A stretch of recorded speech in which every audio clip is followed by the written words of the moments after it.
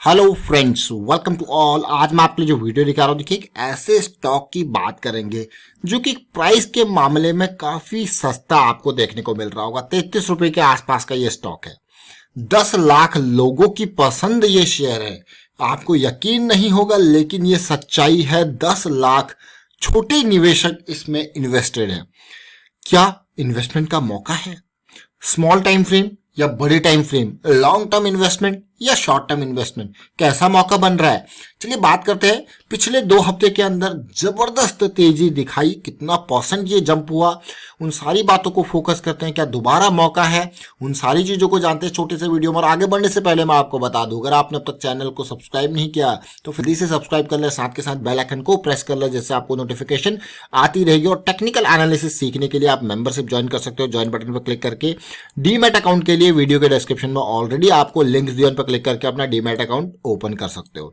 जरा देखिए, 1,94,000, मतलब ऑलमोस्ट राउंड ऑफ करके मैंने कहा 10 लाख के आसपास लोग इसमें इन्वेस्टेड हैं। और इनके पास शेयर्स कितने हैं? अब आप कहोगे इतने ज्यादा शेयर, 68 करोड़ शेयर्स जो है रिटेल निवेशकों के पास है, जो 2 लाख तक का अमाउंट लगाते हैं, और 12% के आसपास ही है।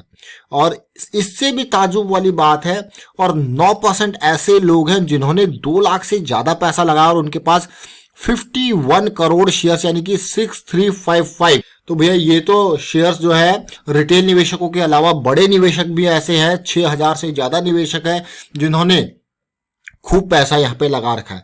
तो बड़ी होल्डिंग किसकी है? रिटेल निवेशकों की। और मैं कहूंगा कि जो इंडिविजुअल इन्वेस्टर होते हैं, नॉन इंस्टीट्यूशनल होते हैं, पब्लिक, उसकी होल्डिंग यहाँ पे है। साथ के साथ आप देख सकते हो यहाँ पे इंस्टीट्यूशनल्स की भी अच्छी खासी होल्डिंग है। म्यूचुअल फंड के पास 15 करोड़ शेयर्स हैं। फॉरेन पोर्टफोलियो निवेशकों के पास तो देखिए 63 करोड़ शेयर्स हैं। ये स्टॉक कौन सा है, किसकी बात कर रहे हैं हम बात कर रहे हैं आईडीएफसी फर्स्ट बैंक लिमिटेड की।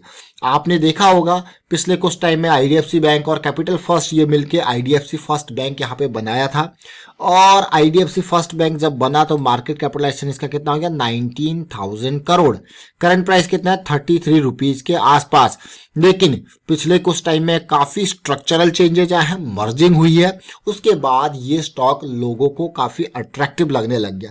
लेकिन मैं आपसे फिर भी यही कहूंगा कि आप किसी बैंकिंग स्टॉक की तरफ जैसे भी जा रहे हैं, ये काफी छोटा शेयर आपको लग रहा है, तो आपको सबसे पहले अपने गोल को डिसाइड कीजिए, आप भाई करना क्या चाहते हो।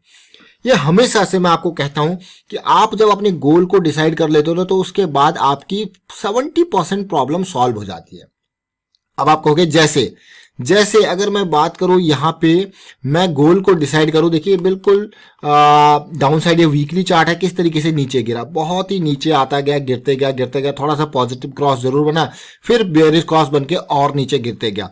मंथली से स्टार्ट करते हैं, जरा देखते हैं, समझते हैं किस तरीके से सिचुएशन रही आईडीएफसी फर्स्ट बैंक की। और आप देख सकते हो 2016 से किस तरीके से डाउन आता रहा, थोड़ा सा तेजी फिर डाउन, थोड़ा सा तेजी फिर डाउन।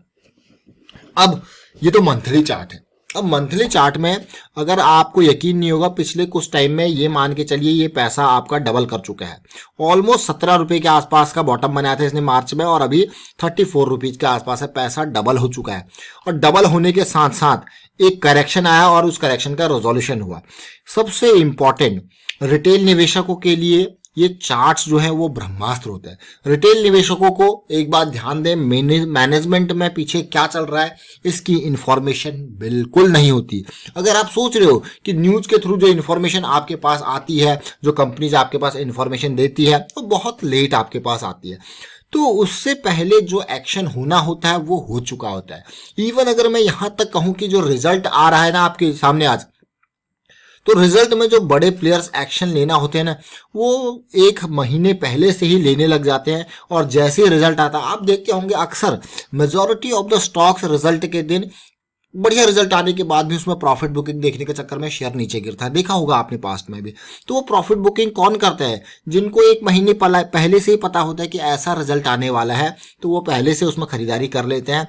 और उसके बाद जब आपको पता लगती है तो उसके बाद वो बेच के निकल लेते हैं। ये अक्सर होता है, ये सच्चाई है, मैं आपको सच्चाई से वाकिफ कर रहा हूँ। और रिटेल निवेशकों को इस तरीके की इन्फॉर्मेशन बिल्कुल कभी पता चल ही नहीं सकती है। तो उनके पास क्या बचता है, ये जो चार्ट में मूवमेंट होता है ना, वो उनको दिख जाता है कि कौन क्या कर रहा है, कितना वॉल्यूम आ रहा है, किस तरीके से सिचुएशन बन रही है। हाँ, तेजी आई है, करेक्शन आया है, तो करेक्शन का रेजोल्यूशन, अगली तेजी का संकेत, तो यहीं से देख पाते हैं। इसीलिए मैं हमेशा आपको कहता हूं कि रिटेल निवेशकों को अपने जो है कहीं कोई भी इन्वेस्टमेंट है उसको चार्ट के थ्रू समझना, देखना आना चाहिए। अब मैं मैं आपको बताता हूं, यहां पे बॉटम पॉइंट बनाया था, इस बॉटम पॉइंट की रेंज को देखिए। अब आप almost similar kind of bottom है, एक मार्च के टाइम का लो है और एक जून के टाइम का लो है।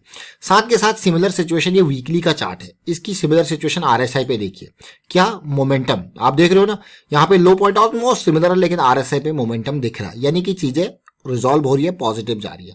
पॉजिटिविटी के साथ साथ मैं आपको हमेशा कहता हूं कि खाली आरएसआई नहीं, अब आपको प्राइस देखना है कि प्राइस आपका कब आपकी ये सिचुएशन जो है ब्रेकआउट के लेवल पे जाएगा। ये देखिए, ये 27 रुपए के आसपास था।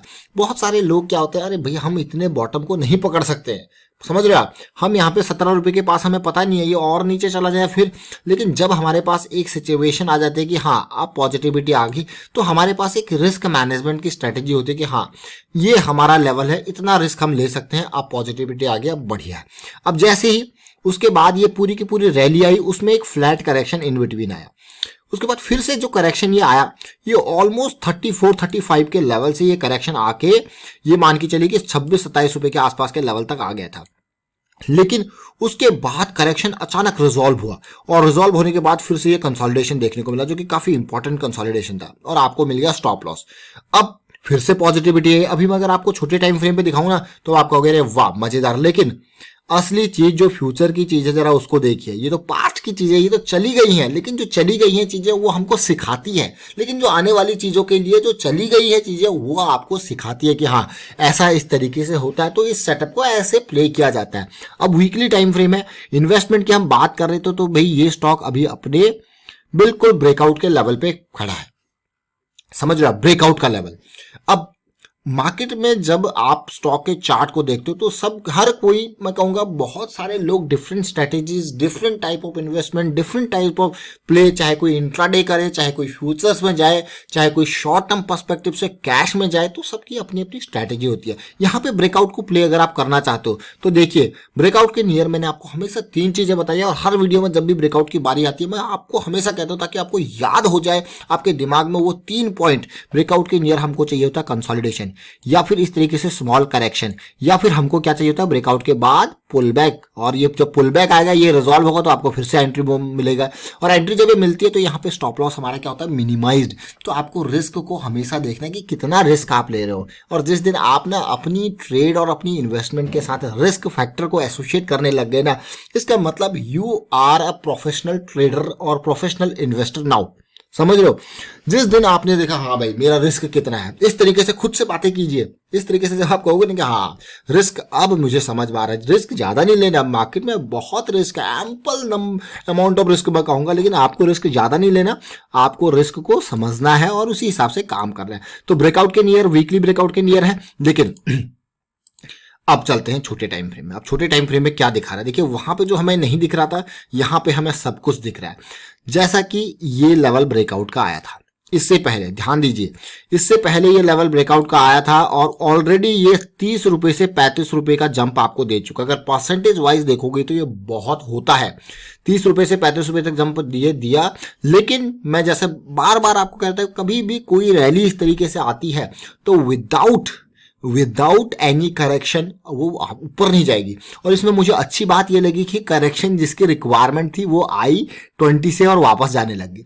अब जो लोग यहाँ पे इंतजार कर रहे थे उस करेक्शन का, उनके लिए मौका बन रहा है। स्टॉप लॉस ऑलरेडी 32 रुपए का तैयार है, समझो इस बात को, मौका बन रहा है, स्टॉप लॉस 32 रुपए के लिए तैयार है। और अगर आप ओवरऑल पर्सपेक्टिव से इसको देखो ना, जो बड़े टाइम फ्रेम, जो हम वीकली के टाइम फ्रेम की बात कर रहे हैं, तो जरा देखिए इस ब्रेकआउट के नियर करेक्शन आपको देखने को मिल रहा है, मतलब ब्रेकआउट के चांसेस भागने के अच्छे हो गए हैं। अब पुल बैक, अगर इस ब्रेकआउट, जैसे यहाँ पे इस ब्रेकआउट का पुल बैक आया ना, आपने देखा ये ब्रेकआउट हुआ, ब्रेकआउट के पास क्या आया, पुल बैक, और ये पुल बैक बिल्कुल बढ़िया पुल बैक, और ऐसे ही फिर से अगली एक रैली आएगी तो पुल बैक आएगा, तो आप कहोगे अरे ये क्या बन गया, ये लो पॉइंट था, ये हायर लो बना है और फिर से एक हायर लो बनने लग गया, तो एक मौका आपको फिर से मिलेगा। सोचिए, और ये मौके मिलने के चांसेस अच्छे होते हैं और आपके ब्रेकआउट को ये बढ़िया करता है। तो यहाँ पे हमने बहुत इंपॉर्टेंट लर्निंग देखी, हमने ब्रेकआउट को देखा, ब्रेकआउट के साथ पुल बैक को देखा, और फिर से हम एक्सपेक्ट कर रहे हैं कि ये और ऊपर जाए, और स्टॉप लॉस हमारे पास तैयार है।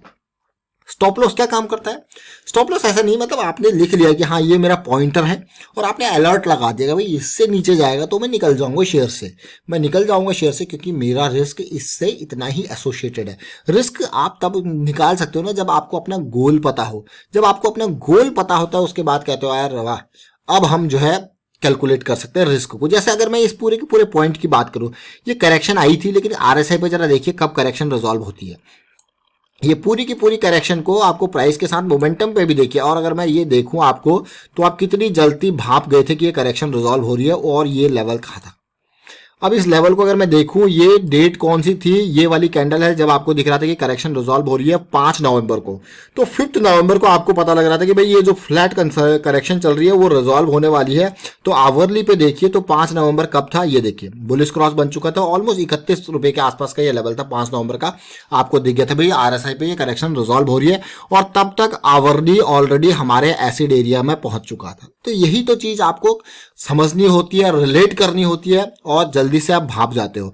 अब दूसरी चीज मैं यहाँ पे आपको बताऊंगा कि हाँ भाई अगर ये करेक्शन अब डाउन आएगी तो फिर आपका जो है रिस्क लेवल बढ़ेगा, तो इसीलिए आपको रिस्क को भी इंपॉर्टेंस देनी पड़ती है। तो फिलहाल मैं वाइंड अप करता हूँ इस वीडियो को, उम्मीद करता हूँ आपको समझ में जरूर आया होगा, और वीडियो अच्छा लगा तो शेयर कीजिए, लाइक कीजिए।